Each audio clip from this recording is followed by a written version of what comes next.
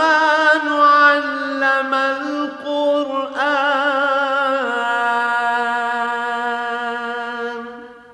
اللہ جو نہایت مہربان، اسی نے قرآن کی تعلیم فرمائی۔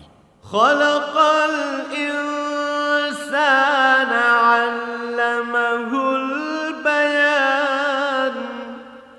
اسی نے انسان کو پیدا کیا، اسی نے اس کو بولنا سکھایا۔ الشمس والقمر بحسبان۔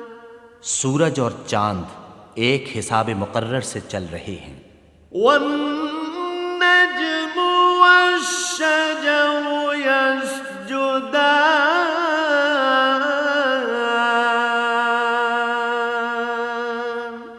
اور بوٹیاں اور درخت سجدہ کر رہے ہیں۔ والسماء